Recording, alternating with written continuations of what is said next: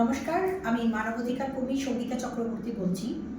একটা ভীষণ ভাইরাল একটা ভিডিও দেখে আমি এই ভিডিওটি করতে বসলাম। সেটি হচ্ছে ট্রেনে এক ভদ্রমহিলা একজন বয়স্ক ভদ্রলোকের গায়ে হাত তুলেছেন। তার কারণটা কি না, ওই ভদ্রলোক ওনার অজান্তে, মহিলাটির অজান্তে, মহিলাটি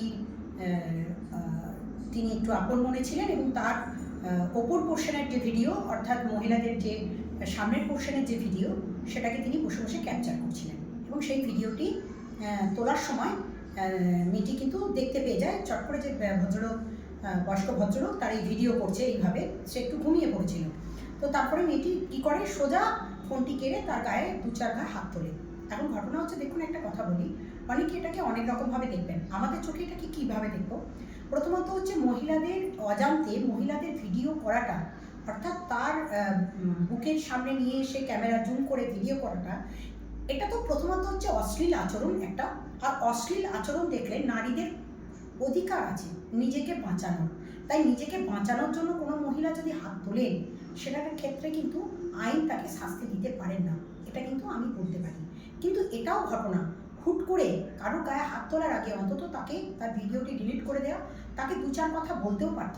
কিন্তু মেয়েটির মধ্যে প্রচণ্ড রাগ তৈরি হয় এবং ইনসিকিউরিটি থেকে মেয়েটি ওই বয়স্ক ভদ্রলোকটির গায়ে হাত তোলে। কিন্তু এখন ঘটনা হচ্ছে, আমাদের দেশে এই বয়স্ক মানুষগুলো যারা এই ধরনের ভিডিও করছেন, তাদের কতটা নীচ মানসিকতা। এই নীচ মানসিকতা থেকে আপনারা পিছিয়ে আসুন।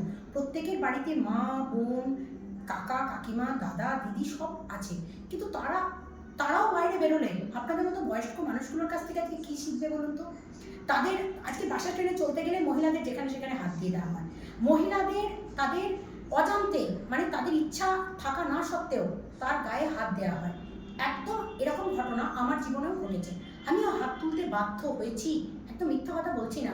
আমারও অজান্তে আমার গায়ে স্পর্শ করা হয় অশ্লীলভাবে এবং আমিও।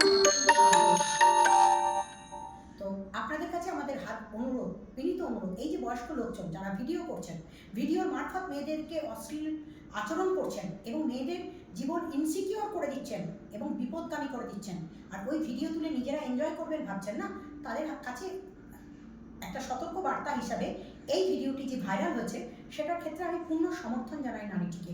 নারীটি যে আচরণ করেছেন এবং পরবর্তী দিনে এই নারীরা যে শক্তি হচ্ছে, আমাদের দেশের যে দুর্গা বাহিনী, অর্থাৎ মহিলা নারী শক্তির যে জয় হচ্ছে, সেই নারী শক্তির দিকে দিকে জাগ্রত হোক। তারা পুরুষকে ভয় পাবে না, মন খুলে কথা বলবে, তাদের নিজেদের জীবন চালাতে পারবে এবং কোনো রকম ভয় ভীতির কাছে নিজেদের মাথা নিচু করবে না। তাদেরকেই আমি বলবো মা দুর্গা এবং দুর্গা বাহিনী।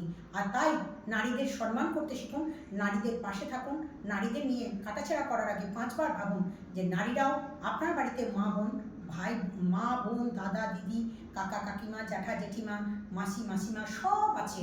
সুতরাং প্রত্যেকের সম্মান দেখান, সম্মান আপনি ঠিক ফিরে পাবেন। আজকে যদি ভদ্রলোক ওই ভিডিওটি না করতো, মহিলাটি নিশ্চয়ই তার গায়ে হাত দিত না। অনেকে এটা নিয়ে অনেক আর্গুমেন্ট করছেন, অনেক সাহস দেখাচ্ছেন ঔদ্ধত্যপূর্ণ কথা বলার। আজকে এর মধ্যে বিভেদ তৈরি করছেন, সাম্প্রদায়িক বিভেদ চাইছেন, কিন্তু কোনোটাই আমি চাইছি না।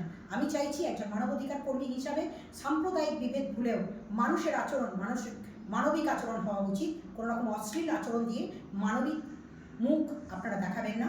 আপনাদের পরিষ্কারভাবে এই বার্তাটা আজকে সমাজে গেছে যে নারীরাও মা দুর্গার মতো আজকে লড়াই করার জন্য এগিয়ে আসছে এবং শক্ত হাতে নিজেদের প্রতিরোধ করার জন্য পুলিশ প্রশাসন, সরকারের আগে নারীদেরকে আগে শক্তিশালী করার জন্য নারীরা যে এগিয়ে আসছে, তার জন্য অসংখ্য ধন্যবাদ এবং অনেক ভালোবাসা ওই নারীটিকে।